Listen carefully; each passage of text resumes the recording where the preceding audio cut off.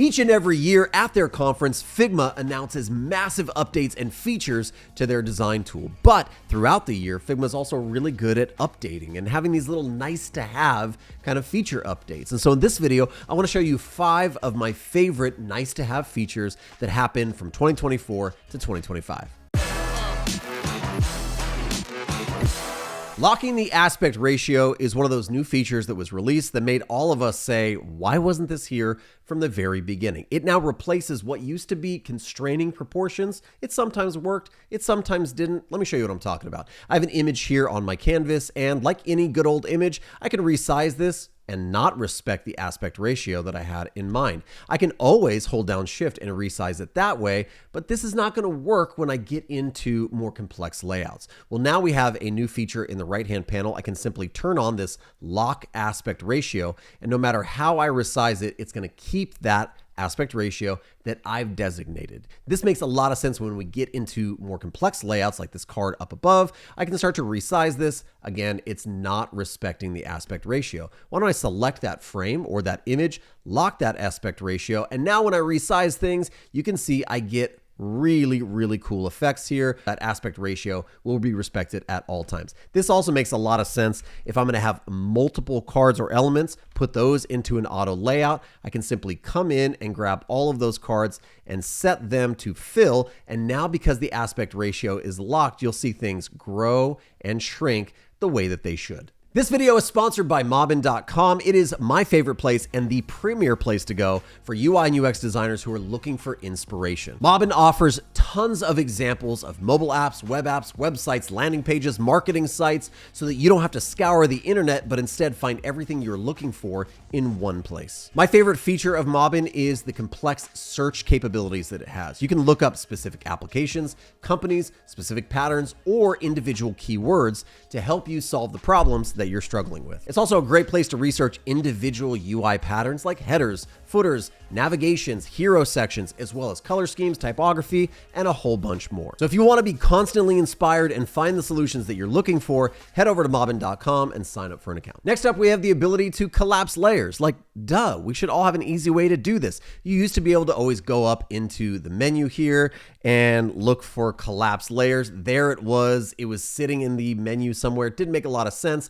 I always set up a keyboard shortcut for this, but if I have lots and lots of layers open, as you can see I do here in my layers panel, now I have a nice little icon that shows up to collapse all of them. Nothing's open, it doesn't show up. The moment I expose layers, it shows up. Collapsing layers, it's a no-brainer.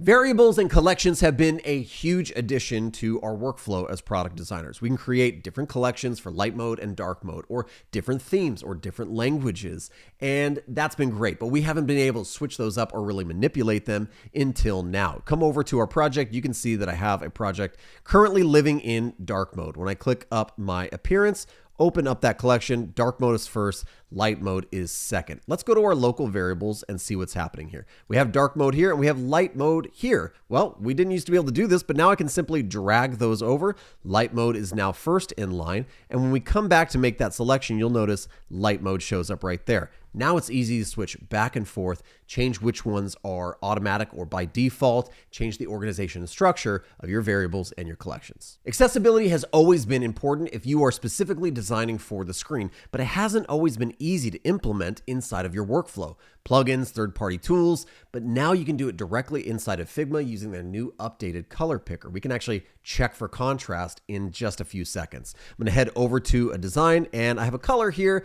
I need to check and make sure this is passing accessibility contrast. So I'm gonna open up the new color picker. I'm gonna actually drill down over here and you can see our new option. It's telling me right off the bat, because it's crossed out, you're not actually reaching your accessibility mark or passing a contrast check. Open that up. It's going to tell you why. You're just below the line. It's measuring the color behind it and the color in the foreground. It's telling me I'm currently at a 3.64. That's not good. We should move this above a little bit, and immediately we move from not passing to passing.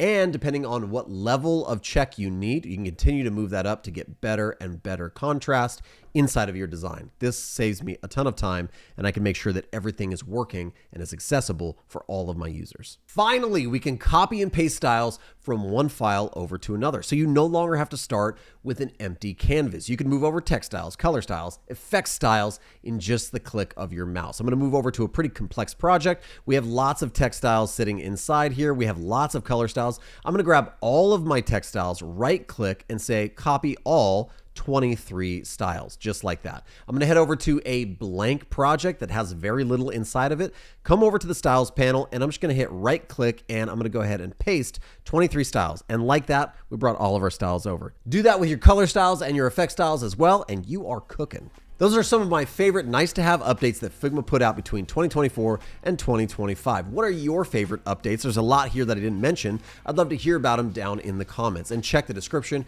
for a bunch of helpful links where you can find more details about all of these updates and features inside of Figma. If you enjoyed the video, make sure you leave a thumbs up, subscribe to the channel, ring the bell so you know when more videos like this one come out, and I will see you in the next one.